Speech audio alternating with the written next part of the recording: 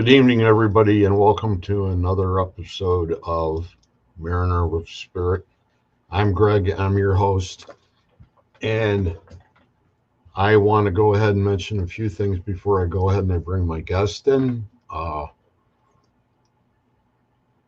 things I want to mention is I want to mention number one, the people that I support, and I have a few of those. And number one, it's Plotographs with Tim Miley. And Plotographs was established by him when he lost his one of his pups, and it took a toll on him, and he was trying to figure out how he was going to rebound, and he ended up going ahead and taking a picture of himself and his pup, and going ahead and making copies of it, went to the Paracon and started selling the pictures. And all the money that he made on that, he went ahead and gave to animal shelters and things like that.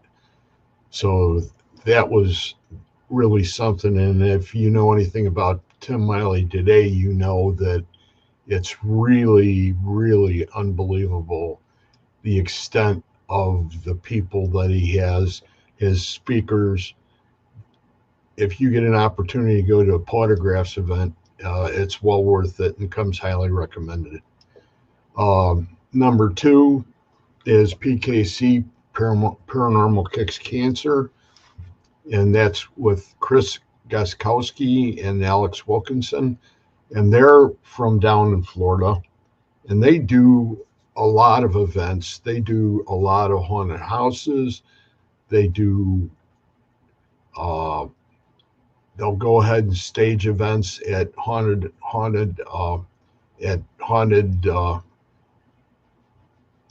places like hospitals and things like that. They did one over at Old South Pittsburgh quite a while ago that I remember. That I actually, that's where I met him the first time and did an interview with them. And they're great people, and all their money goes to cancer research. And number three is the Jessica Petrie Foundation, and that's a resource for expectant mothers, families of pregnant ladies with mental illness. And the person that started that foundation, of course, was her father when she died, and that's Howard Petrie from the PUN, Paranormal United Network. And it's another one of those things that if you get the opportunity to go ahead and contribute to, please do so. And then the last thing I want to talk about briefly before I bring my guest in are the authors that if you get an opportunity to go ahead and go on Amazon or wherever, grab a book. The authors that I really have been into lately is Bruce Holliday, Tobias Wayland, Adam Benedict, Kathy Kressel, Sherilyn Carter, Dr. Heatherly Langdon, Ron Iacovetti, Tony Rathman, Natalie Jones, Patty Negri, Sylvia Schultz, Amelia Cotter, Rex Nielsen, and David Sloan. And if you probably don't know who the last one was, David Sloan happens to be the gentleman who did the book on Robert the Doll. That's the doll that's down in Key West. So that's it. And why welcome everybody here. And I'm going to go ahead and bring my guest on.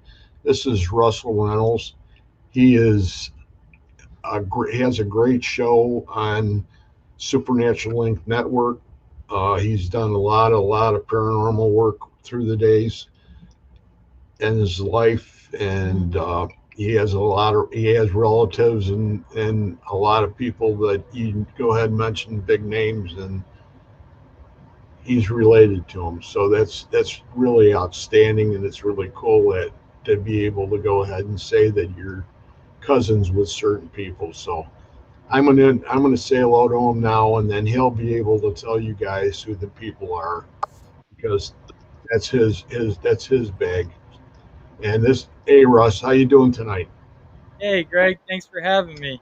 Doing good. Oh, it's wonderful having you on. That's for sure. Thanks, I appreciate it. So you want to go ahead and mention all those people, everybody? Sure. I am related to the late Ed and Lorraine Warren, the pioneers of the paranormal field.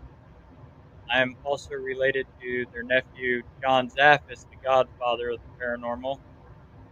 I'm also related to Keith and Carl Johnson, the religious demonologists that were the very first guys to step foot in the Conjuring house that ended up calling Ed and Lorraine in. And I'm related to Chris McKinnell, the founder of the Warren's Legacy Foundation, Tony Spera, who's the director of Nestor now that took over from Ed and Lorraine when they passed away, and his wife, Judy Warren Spera. Those are all my Oh, relatives. that's holy cow! So you got a lot of reference at your disposal, don't you? Oh, yeah, I sure do. And it's That's not like I knew my whole life I was related to these guys.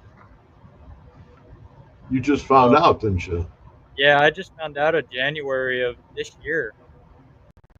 I found out I was doing genealogy and found a cousin of mine in Florida, Dawn Baynard, who is related to the Warrens, and she come to find out she is actually my double cousin. He's also related to my mom's side of the family too. Oh, So that's really neat. she put the connection together, and then I started doing a little bit, and my connection is through Ed Warren's family, through the Briggs family married into my family, which is related to Ed and his full side, and then that's how I'm closer cousins with John Zaffis because it, many people, I don't know if they know that Ed's sister, they were twins. Ed's sister is John Zaffis' mom. So, Wow, and that's really cool. there is also some other big names besides the paranormal field that I'm related to. I'm related to the actor Vincent Price and Boris Karloff. Boris Karloff, Yep, Frankenstein. yep. Oh, Frankenstein, and then Vincent Price from House on Haunted Hill. Oh, I knew both. I didn't know them personally, but I watched a lot of movies back in the day Oh in the yeah, theaters when I was a little guy, and we used to always go ahead. The House on Haunted Hill, right? Is yep, what you said. yep. I House on remember Haunted. that. I remember Son of Frankenstein. Yep. That one scared the living crap out of me. I don't mind saying that. That's for sure. But there's a lot. There's a lot of neat things that why don't you tell give people a little background as far as your investigations, maybe even your investigations techniques, the ones you prefer to go ahead and use, and then we'll go from there. Okay. My investigations, I do primarily a lot of residential cases. That's what we get called for. We're in it to help people. And we do, for our techniques, we do substantial background work on our clients, like background checking for violence, drugs, history. We're researching the locations, find out if people had died there, what could be causing the phenomenon in their house. But we also have to deal with a lot of schizophrenia people, a lot of alcohol, drug related issues. We've even worked on cases where there was sexual molestation involved in houses that it ended up not being paranormal. We were called in, people were thinking it was paranormal because, like, we had one case where the father was molesting his daughter and was telling the daughter that the ghosts were going to get her if she said anything. So we got called in because they were thinking there was ghosts in the home, and come to find out, the truth always comes out at the end, what was going on, and it ended up not being paranormal. So we also work with a lot of clergy. We deal with a lot of darker demonic cases, just like Warrens did. That is one of our callings. We're one of the few teams that will actually go in a home that's demonically infested. And not everything we go into is demonic. We've seen malicious spirits try to act demonic and scare you out of there. You truly know when something's darker and demonic in a home when you go in there. You can feel it when you walk into the door. Now, there's a big difference between doing house cases and going out and investigating, museums and hospitals and things like that, where there's been a lot of trauma there too. Yep. But when it comes to the houses, have you how do you handle the liability issue? We have our clients fill out forms. We have forms that they fill out, giving us permission to come into their home, to interview them, especially to talk to their kids. If they're minors, we'll have parents' signatures, and the parents are right there while we talk to the kids to find out what's going on. We also record our conversations. So we have a documented record what was said in that case. So if something does come arise about it and they say, "Oh, hey, you said this," we can play that recording back. No, we didn't say that. I was just curious in that respect because I know a couple groups, one group especially that I was involved with up here pulled out because of the liability problem. Yeah, there is a lot of liability. I mean, you're in somebody's house, you're on their property, you're with their personal belongings. I mean, there's nothing for them to come in and say, "Oh, you stole my wallet or you stole jewelry, you did this, you did that." That's why we set up DVR cameras throughout the whole house and we stay in camera view at all times. So, and we're also carrying cameras on us, whether it be handhelds, GoPros. That way, that protects us also. And then with our forms signed, my team is responsible for their actions. If they break something, they're responsible for paying. And that states right in the forms. If a client grabs a hold of our equipment and starts messing with it, breaks it, they're financially responsible for our equipment. That's what it states in our forms. It seems to create a lot more pressure when you're involved in house investigations for the brief ones that I've been involved with. Hmm. You know, you can count them on one hand. Yep. So I've never I like you had said earlier when we were talking about a certain place, and you said that you knew exactly when you walked in that there was something really Yep. really bad there. Who do you have anybody in particular that you use for cases that would involve something that you might start to believe is demonic?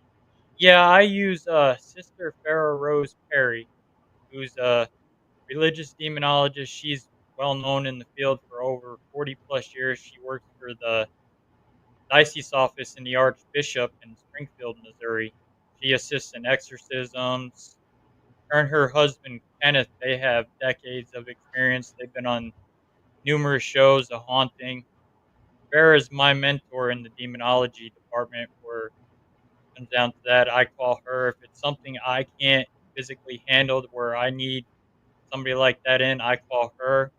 If there's that clergy in the area, if she doesn't cover, she'll call that clergy and they'll come out and work with us on a case. Do you feel at that point where you have to call her out that you may have already been in danger before that? Oh yeah, I mean they know when that client's reaching out for help. They know who the Okay. investigator is coming in, so they're already on the defensive. And the devil has your name. They have wanted posters for anybody that deals with demonic stuff. Them demonic entities have it right in hell. They have our wanted posters. Now, the reason I'm bringing this up is the Johnson brothers. Mm-hmm. When when I was watching a portion of a interview that they had done, and the one brother had said that for all the years that they did, and this is when uh, I'm trying to think of his name. He pulled back out again. His last name starts with an A, like Agostino, or the, Okay. Yeah. Yep. I know who you're talking about. from up on the East Coast. Yep. And he was actually, I think he was mentoring with the brothers, Mm-hmm.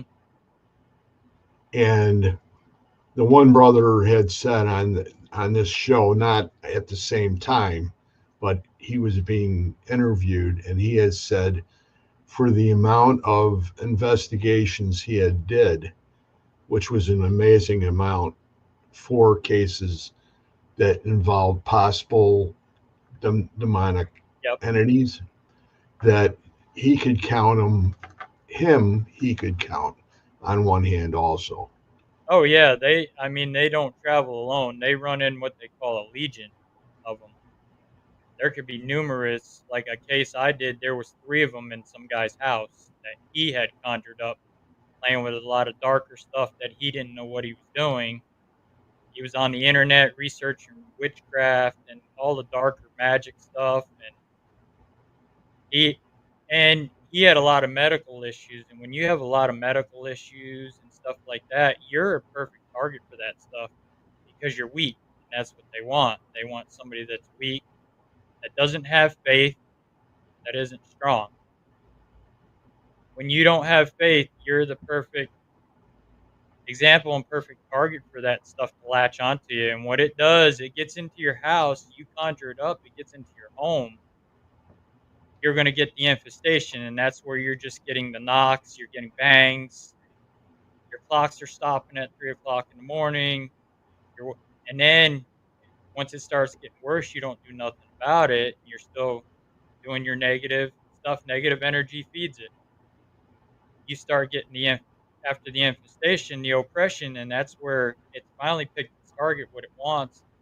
Then it starts latching onto you, and you start waking up with bruises, and you start sleepwalking, start getting moody, your health starts failing, where you're tired, you're drained, and you start talking in different languages that you never spoke before.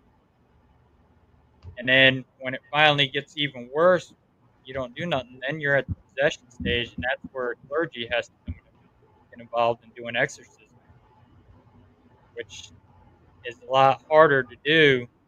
But if you can catch it before that, you can save yourself the hassle of an exorcism. If a lot of people wait and they think, "Oh, I'm just fighting with my husband," but that's what that demonic entity does. It tries to divide you from your family. If you got somebody that's strong in your family, they're gonna divide you from it and try to drive a wedge into that because that demonic entity's already picked its target. So So, how many years have you been really involved with that end of the paranormal? uh, 20 over 20 in the demonic part. The regular paranormal about 31 years now. How in heaven's name could you be involved with the demonic end of it that long and still have hair on your head? I don't know. I have a strong faith. That's what I've been told. I My faith is I strong, and it was meant as a joke. but I know. But I I pick it up off you all the time. I really do, and I think that everybody that's in the chat that has an inkling of who you are understands that that's the quality that you carry, yep, and that's the kind of thing that and your group, whoever happens to go with you, which is your dad, yep. he probably carries it too. Oh yeah, he He's does. He's got a white light that goes around him when he does cleansings and stuff and helps people, there's a white light that surrounds him. It's been spotted numerous times. It was spotted at Missouri State Penitentiary over the summer here when we were with Nesper out there at the Get Haunted event. He helped a young lady that got overcame by the objects they had out there, and she had what they called POTS disease, and she was getting ready to go in the shock. So what was it called? POTS disease, which is it affects your rhythm of your heart, and her How is energy. that? How is that spelled? POTTS, It's and POTS. yep, and it affects your heart rhythm. And they thought she was going into like diabetic shock and stuff, so they brought her back to the lobby, and they were going to call the ambulance for her. My dad says, "No, I'll do some work with her." My dad already knew that she was overtaken by the energies in that building between the old prisoners and then all them demonic items that Nesper had out there.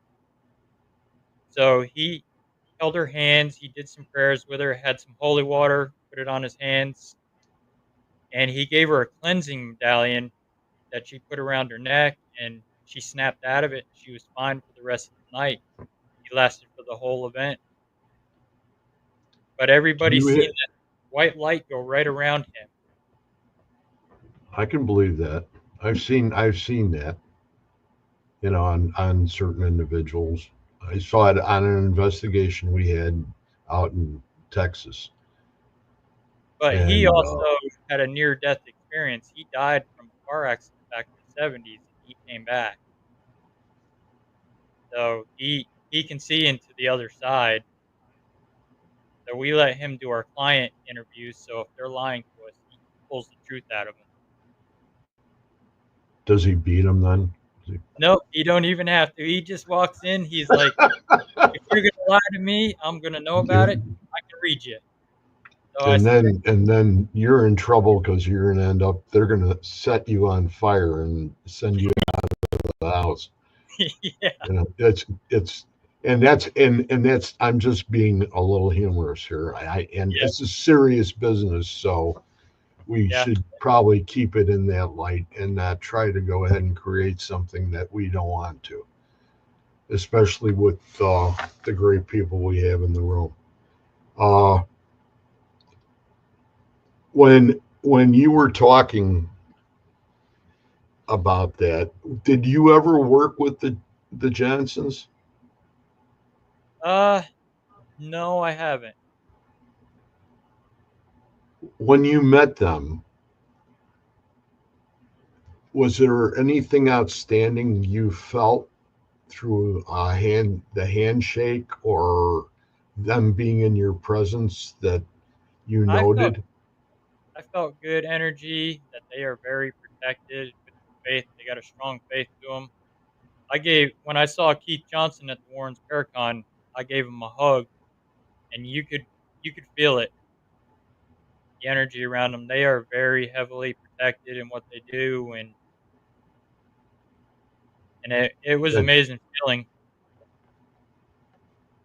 so is there any would you do give any recommendations as far as if there's anybody listening right now or that's going to listen next day or two about about what we're talking about right now? Are there things that you would have investigators do before and after their investigation in a demonic type situation? Yeah, before you go in, especially when that client calls you, make sure you're protecting yourself with your faith. Say your prayers, surround yourself with that white light, because when you're talking to that client on the phone, that entity is listening. And a good friend of mine from Nesper, Wade Kirby, who's also a mentor of mine, he told me the demonic amp their ways up through electronics now, through the computers, phones, videos. They can tap in through and come and latch onto you through that now. So you have to have your faith strong. You're surrounded. Another good thing to do for protection is surround yourself, close your eyes, and imagine yourself surrounded by the white light of God before you go into a location. So that way you're protected and you're growing roots into the earth. So you stay grounded. All right. I don't recommend if you got medical issues, bad heart, stuff like that, to mess with the demonic entities. Pass that off through something else to somebody else that's much stronger with their faith.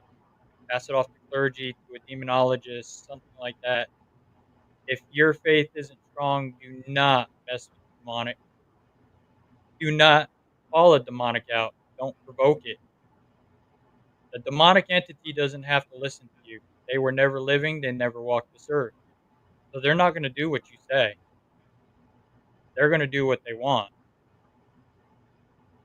That's why it makes it 10 times harder for like us when we do cleansings to get them out of a house because All it's right. already stood its ground. It's made its roots in that home, especially if somebody's letting it go for too long or they're doing demonic worshiping in their home.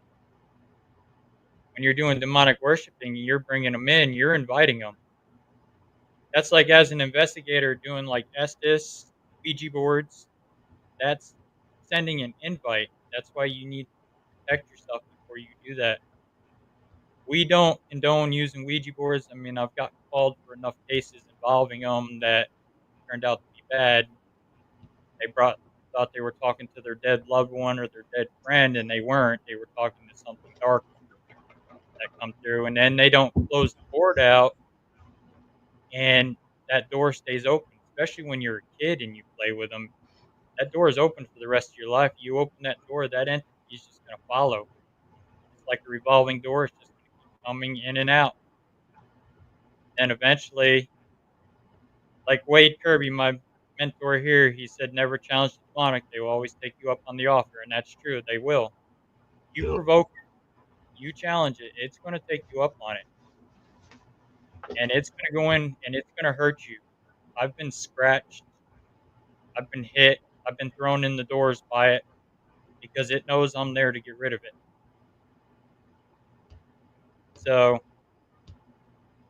That it's going to, that has to be overwhelming. it is one case my dad and I did in Oklahoma. And this guy was doing demonic worshiping in his home. He was using a Buddhist sing bowl. He had a book on witchcraft on how to sacrifice and kill people.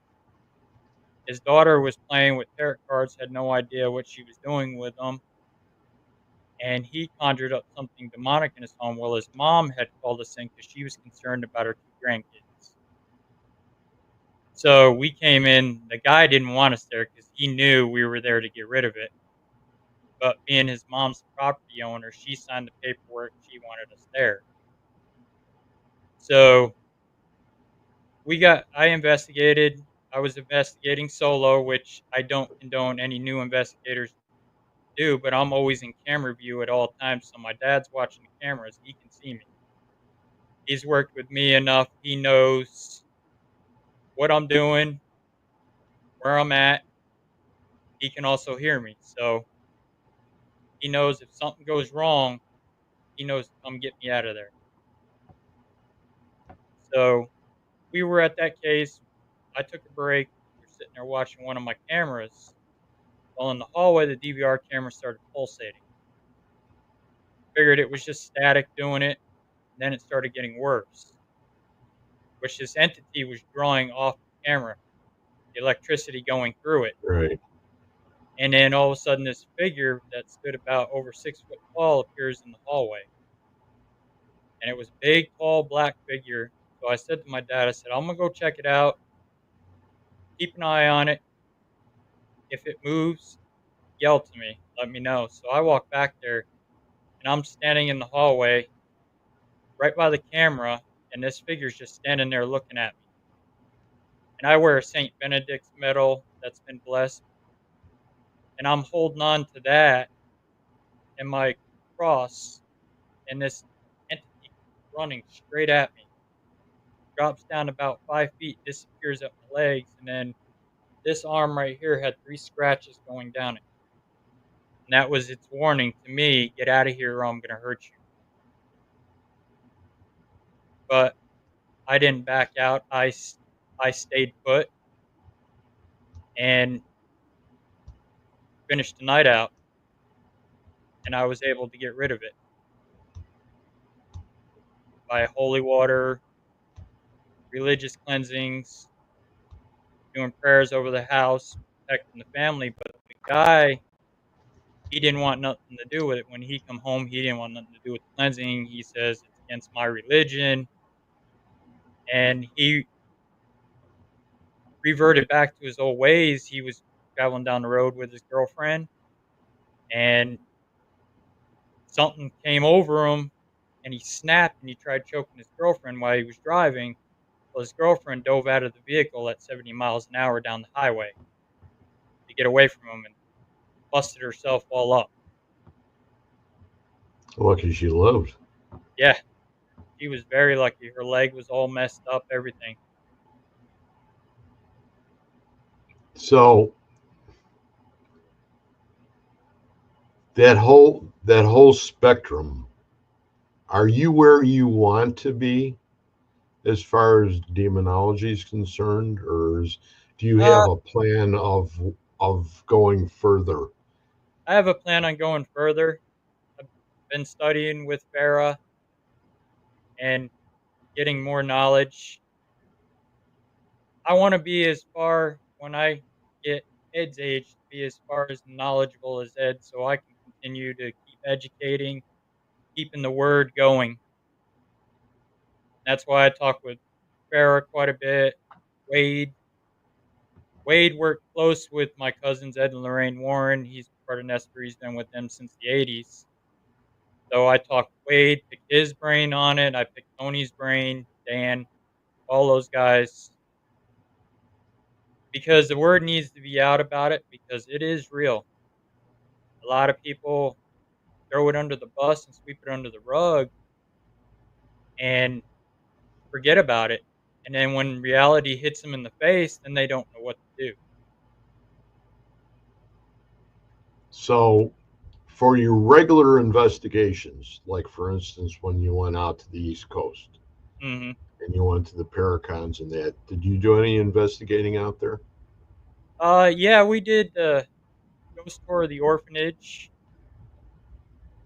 and then we did a little bit on the battlefields during the day, walking the So battlefield. now that's Gettysburg, so everybody Yep. knows. So So did you run into anything out there that you thought was no, I didn't find anything demonic. It was more dread and overwhelming because of the people that had died out there during that battle, and but I didn't feel anything malicious or demonic. It was more just lost souls that are trapped out there because that's the last place they saw. right? The That's orphanage, what, we didn't feel anything demonic, just a malicious nanny that was in charge of yeah. the orphanage that she's not very friendly. They were lucky. Did they didn't? She got away, didn't she? Yeah, she I did. thought she did. I was And going to say that I thought they were going to string her up or something. Or yeah, somehow. they were talking about it because of the way she was locking those kids down in the basement. And they actually let us go in there and sit in that hole that they were in, and you could actually smell like the urine smell still in there, and you could just feel the overwhelming energy of the kids that had died in that hole in there where she would lock them in the dark. When you went up and you ran into some of your cousins up there on the East Coast, was there anything that stood out in your mind as far as what you had thought they would be like and what they were like when you met them?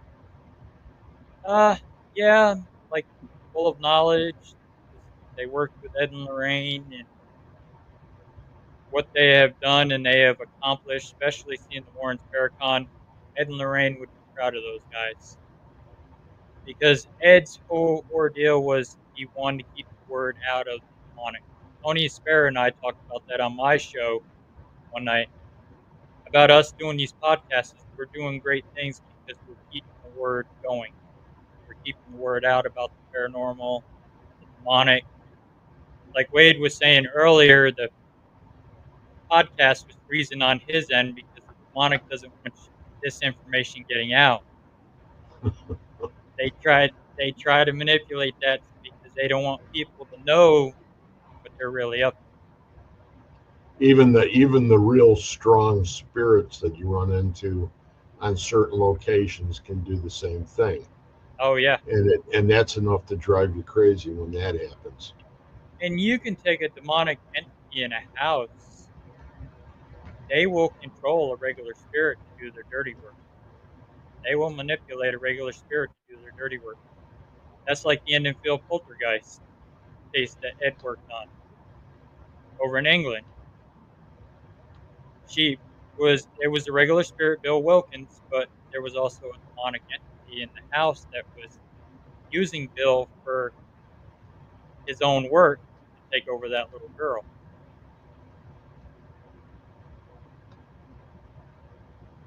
So So when you and your dad get ready to go ahead and go into a location, is there any specific prayers that you start out with? we do the Saint Michael the Archangel prayer before we go in.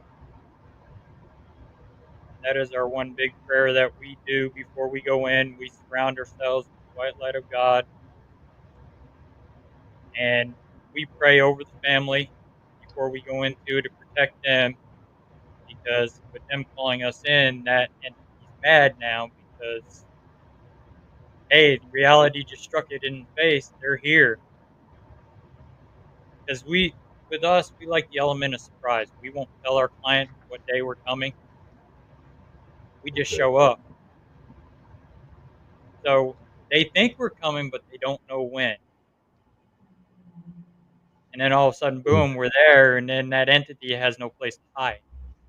do you ask those people to leave then before you do it, the investigation? Uh, if it's really bad, yeah, we'll ask them to go outside, or if they want to go somewhere for a couple hours. Sometimes we'll let them stay if they're asking to stay, because I mean it's their house. Some of them feel comfortable; they rather stay. So we let them sit with my dad, watch the cameras, so that way they're protected. They're not in there stirring it up like what I'm going to be doing. So it's more focused on me and my investigators than it is the family anymore. Have you really ever thought about having somebody else with you besides your dad? Yeah, I've got my friend Jen that goes with us. Jen is another. She's my lead investigator. She goes with us on cases too. Jen Durrell. Okay. She's a seasoned investigator. She's been doing it quite a few years. She's well known in the field as well. She works with us quite a bit on cases. It's always neat to listen to the individual's approach to a case, and like when you get ready to leave. Now, when you have a certain set of prayer, you have a prayer that you say upon leaving the house. Yep, we do. Again, the Saint Michael, the Archangel, to protect us. We're also forceful with our words that nothing is to follow us. We cleanse our equipment, our cars, ourselves while we're still on the property. So that way we're not bringing something home with us because you're in the risk every time you go out. You bring something home with you. Something can follow you. Even a demonic entity can follow you home, Right. especially So like where I'm you're dealing with when it. when when you mention cleansing, is there any specific type of cleansing that you like to perform? I like to use less salt, holy water, and oil, less oil. We've used sage in the past, but the demonic's kind of upped his game on the sage. It doesn't respond to it anymore because too many people use it, so it just throws it into like hiding. So Okay, we'll do is there any other type that you would use besides sage that would be uh, better? holy water, less salt. No, I mean on the sage end of it, you know, because I've seen that. I've been involved in that so many times, and I Mm, know that I can't think of the name of them right now, we but use uh, we use white sage and dragon's blood mix, and we use Palo okay, Santo. Palo Santo is the one that I was thinking of. Yep, we use that as well. But see, that'll work for your regular spirits. That's not going to work for your demonic entities. They don't care about sage.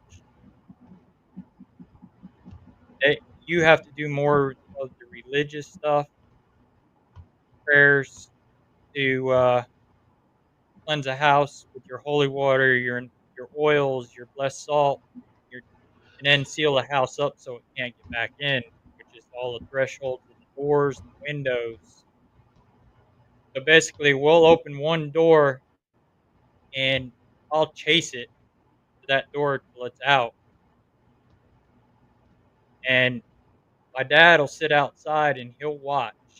He'll see them go out with his abilities. He's able to see them when they leave the home. And then I'll seal the doors up with blessed salt, the windows.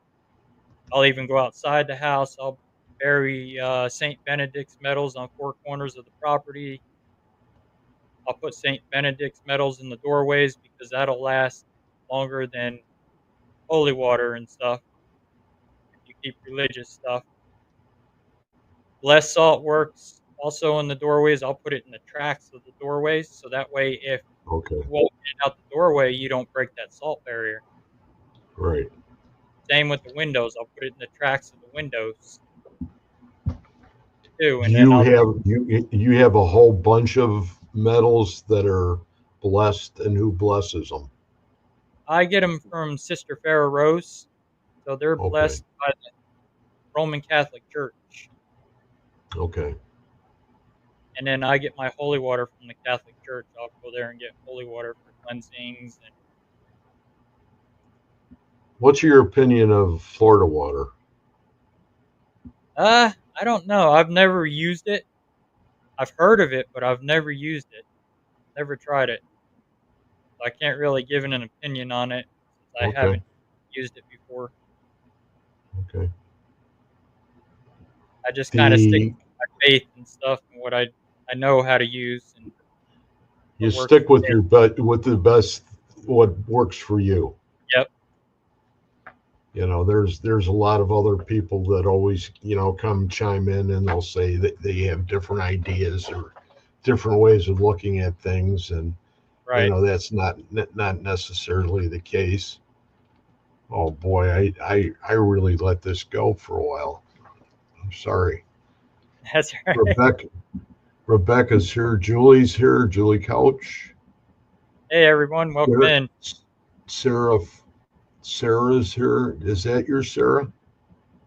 Yeah, she's a good friend of mine. She's actually a studying demonologist, her and her partner Ed. Okay, so she says she has up here Sarah Flame of Love. Yep. Okay. Rebecca Yazinski is another one. There's numerous people in here that belong to our Psychics Unite group that we have on Monday nights. Oh, okay. And you're more than welcome if you ever wanted to stop in and just, you know, share thoughts and that kind of thing and go through things. That's where we sort of unload some of the things that we want to unload, and so we're a little lighter during the rest of the week, especially for an Right. investigation, Yeah. because there's a lot of times there's things that you don't want to bring along with you. Yep. I They're know. I We I did. met during the Warren's Paracon. I was with my partner Eddie. That's Yep. Sarah again. Yep. Yeah, I met her and Ed. They were up at Warren's Paracon up there. She's a follower of ours and Sister Farrah Rose. Do you know Chris Carr and Kristen Johnson? Yep. Okay. Have you ever met them in person? Never met them in person, but I know who they are.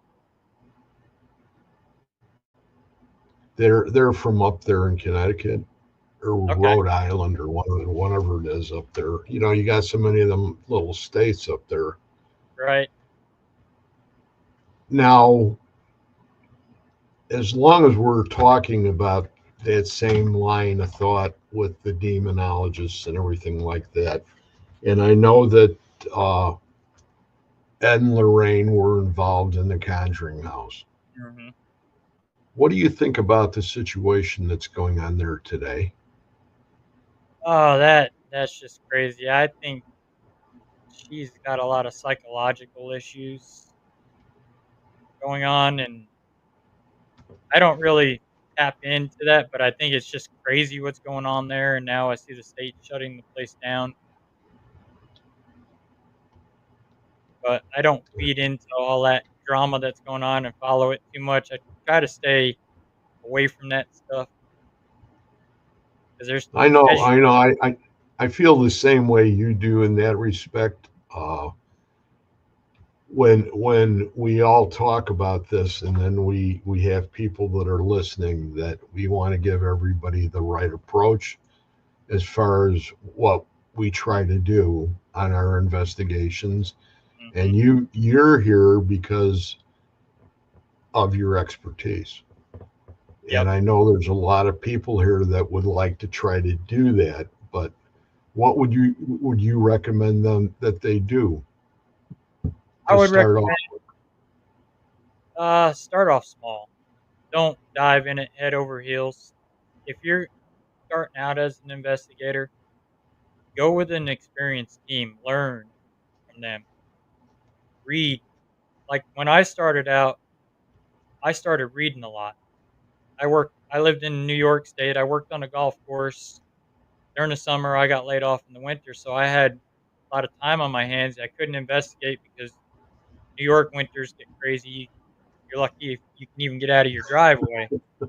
So I would stay up and read on Ed and Lorraine stuff, their work. I read on a lot of the demonology, and that's when I started learning about the demons. And then I worked with my friend Esther, who's a psychic medium, and she started working with my abilities. And then I started getting to know Rob Dermarest from Ghost Hunters International and started talking with him.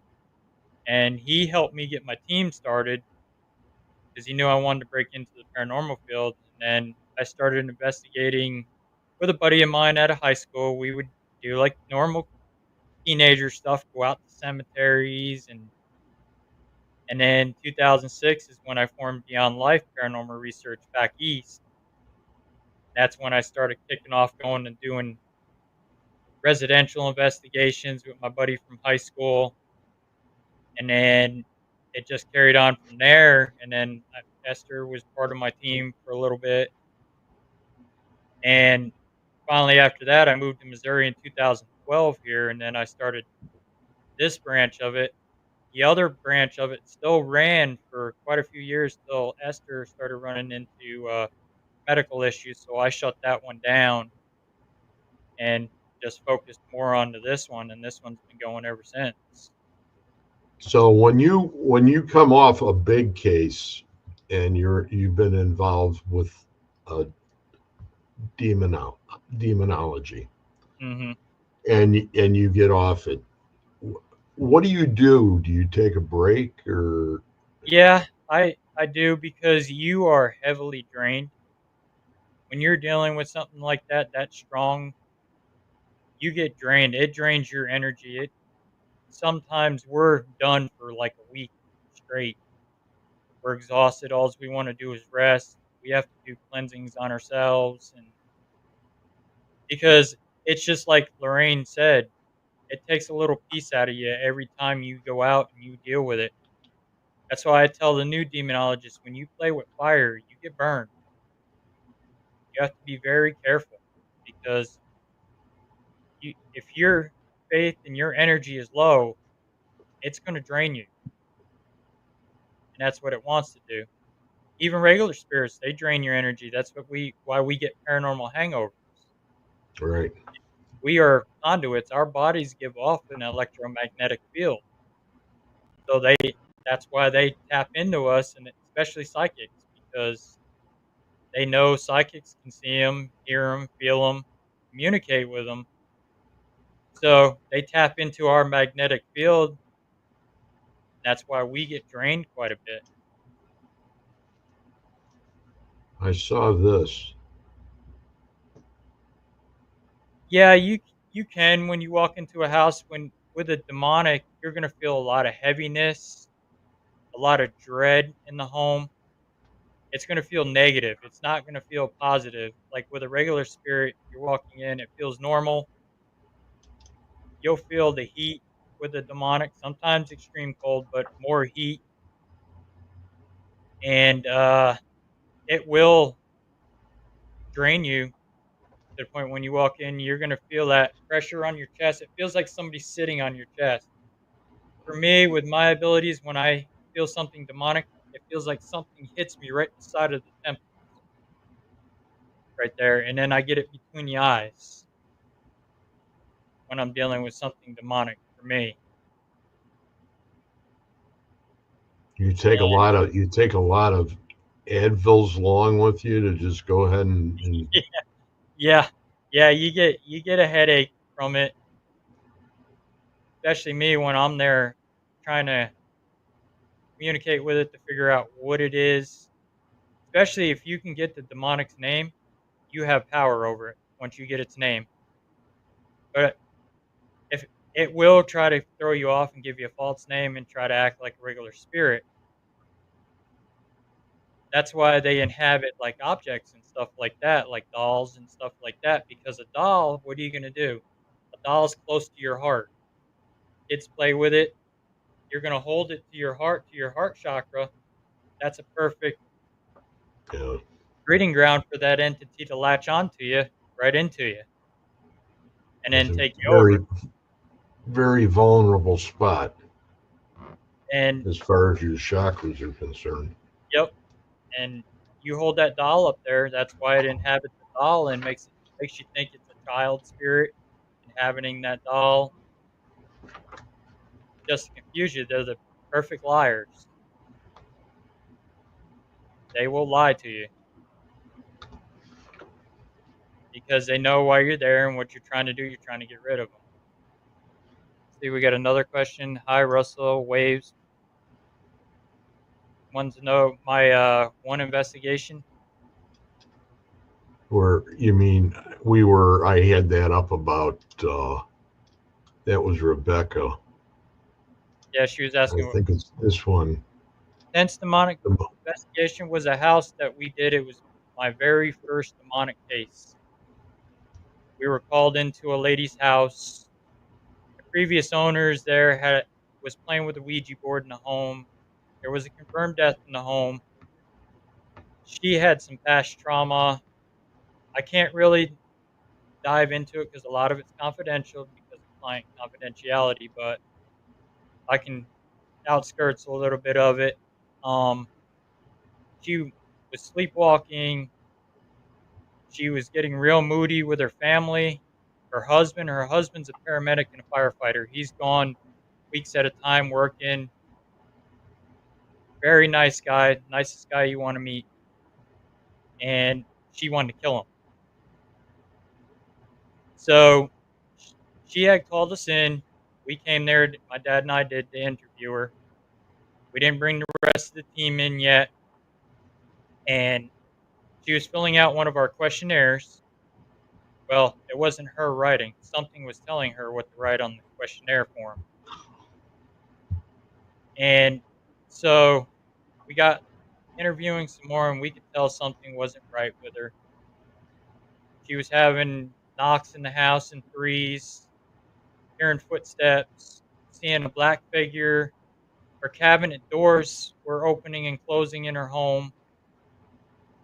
Roaches, which is another indicator of demonic entities, roaches, flies. So by the time that came, we did our interview, we left, we scheduled that investigation for that weekend. We come back, we wanted them to leave the house so we can see if it was the house itself or it was her in question. Well, before we came back for the investigation, she was sleepwalking. She would find herself out in the yard, wake up in the yard. She was waking up with bruises. She'd wake up in the bathtub. She got in her car sleepwalking and drove to the store and drove back home and woke up in the yard. So when we finally got there, we had them asked them to leave the house. We went downstairs to look at the closet, which was one of the hot spots in the basement. There was a noose hanging in the basement. As soon as I opened that closet up, it was she was down there with us, and it was just like a switch flip. She transformed, started crying, freaking out. She ran upstairs. Her mom goes, her daughter goes, "I love you, mom." She takes her hand, goes like this, runs out the door. And her husband goes, "You got to help my family and my wife." And we're like, we're going to help her. So we went out after her. One of my members were holding her hands, and she was going, "It's mine. I don't want it to leave." And her eyes were rolling in the back of her head, and an upside down cross gets scratched on the side of her neck. While we're standing there looking at her, so it wasn't self inflicted. It was that demonic entity showing us, "Hey, look what I can do. Get out of here, or it's going to get worse." So she left the house. She was fine when she left. We investigated.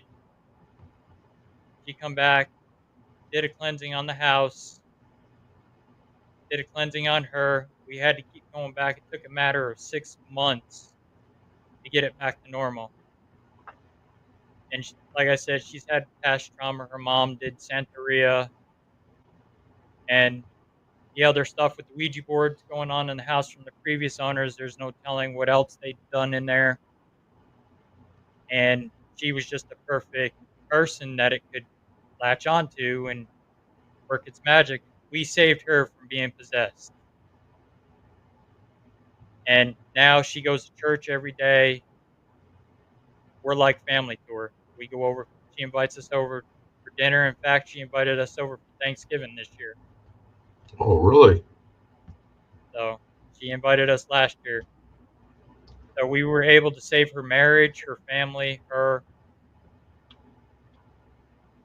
and that's an overwhelming feeling when you can do that for somebody. That's what makes doing this, what I do, worth it. Here's a little thing for Julie Couch. So those are all the James Anito is the one that I was trying to Okay. think of because was that on your? I'm trying to remember whose show his wife or his girlfriend was on like about a week or 2 weeks ago. I And I know I've had Father Bob Bailey on there. I had now her name was like some real. I've had Farah twice on my show. She would be really interesting. I know I have a bunch of people that Yeah, I Farah. still want to go ahead and get going on, and it's like Yeah, reach out. uh, here's something else she said about Carol Garcia.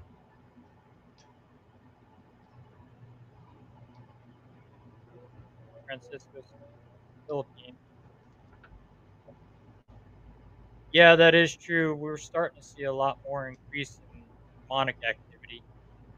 Do you think there's any particular location in the United States, section of the United States, that it seems to be flourishing more in?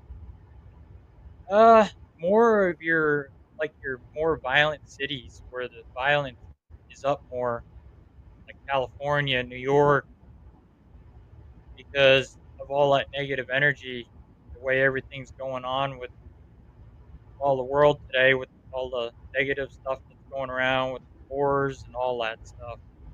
It's just feeding it. People shooting each other. Oh, God.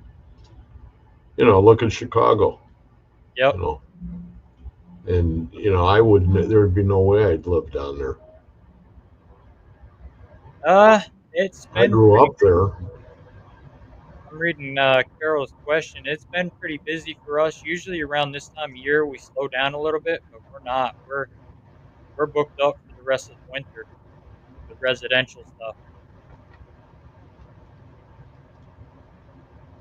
There's a lot of great people in My phone doesn't stop there. Yes. ringing. It's been ringing like crazy. Is it really? Calls. Oh yeah, it's just been crazy. Usually it slows down this time of year, and it hasn't this year. It's a lot more increased this year than it was last year. I know, I think it was Carol that mentioned the fact about your videos that you had from Gettysburg. Oh yeah, she's the one that spotted that black figure in my video at a bloody field in Gettysburg.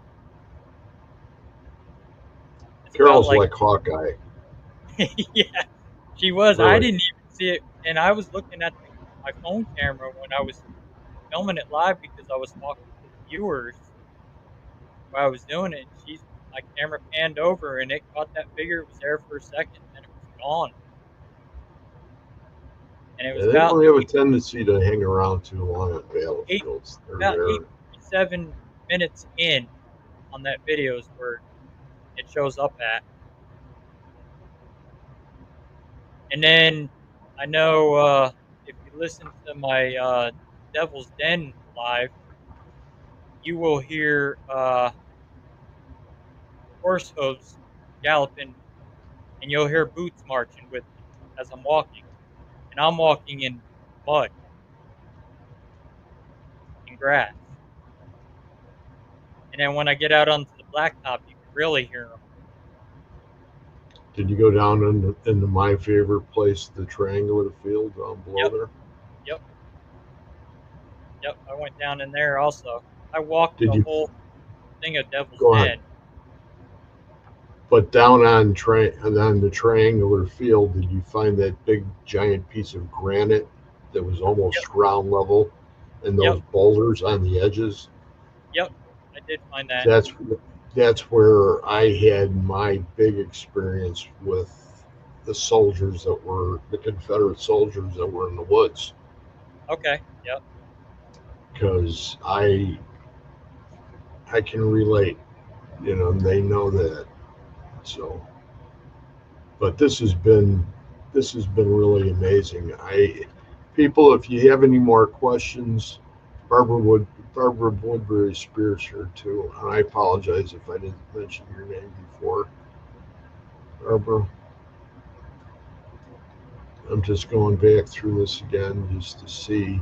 I'd like to mention everybody's name, but I'm not a speed reader. Probably take me 20 minutes just to say the names of everybody that's here. But there's a lot of great people. Yeah, So they're awesome people. do you take the holidays off then? Uh, no, we keep going. Do you find it increases or decreases like that question was before? Uh, this year it's increased. Last year it decreased last year around the holidays. We kind of slowed down. We weren't doing as much on the holidays, but this year it's been nonstop for us. We were just on one last weekend. We're taking a break this weekend. We're on one next weekend, and then headed out for a few more after that. Oh, there's Kimmy corpses here too. Hey, Kimmy. Good to see you. But yeah, it's There's, it's increased this year.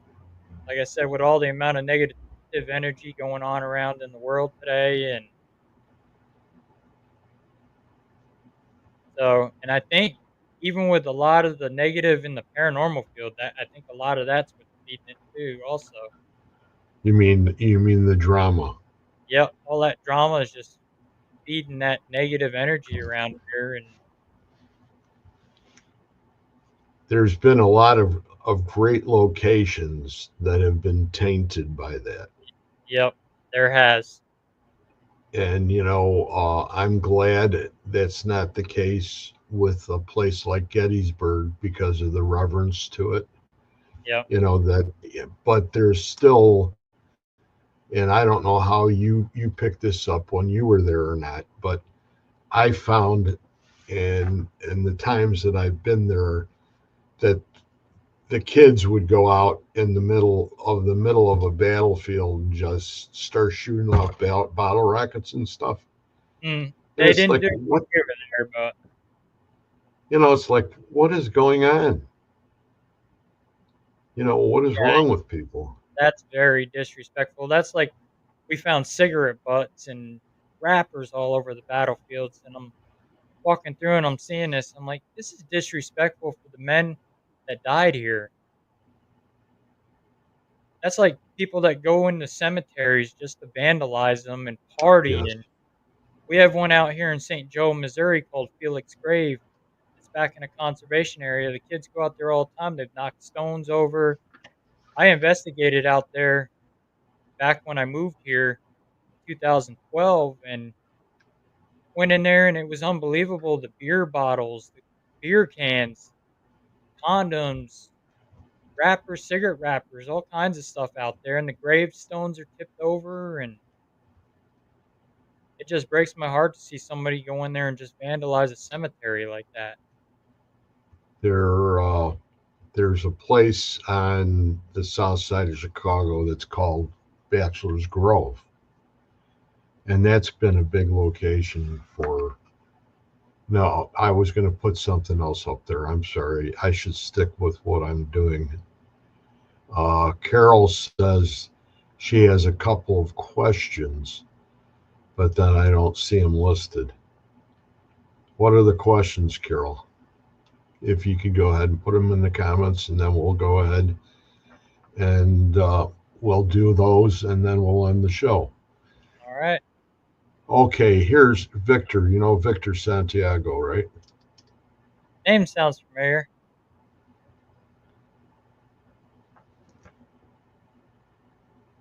What Why? is that supposed to mean? what does that mean, Vic? Victor, we're paranormal investigators. We don't have a sleep schedule. Or if we do, it's all screwed up. Yeah. Our biological clocks are not even, No. they're upside down. And what's really cool about this is Vic is going to be going on in his first investigation, and he's going to be going with a medium, and he's up by Boston, Oh, okay. and there he's going on this with this medium, and he was on our show last night, me and Reggie's show, Okay. and we were talking with him, and he was, all he had all these questions, but you know what? Hey, he's He's learning. he's an amazing person. He has a great show, and he does great stuff.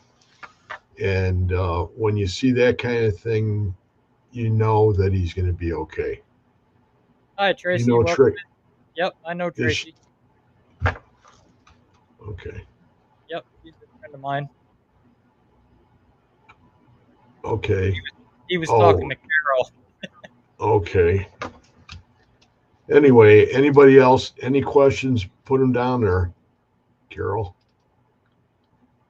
and then See, that's we'll. what I love to do. I love to teach people, and that's why at the Paracons we do a lot of lectures and I talk about residential, the demonic, what I deal with, and back, like I was telling you before the show, I'm in the process of writing a book, Right. and I'm hoping to have it released by next year. Have you come up with a name yet, or are you just going to go Yeah, ahead and Paranormal Through the Investigator's Eyes. okay? The Experiences by So Russ Reynolds. keep that in mind. I hope I mentioned everybody. I think I might have. Rebecca's always very, very good. Julie Couch, Sarah.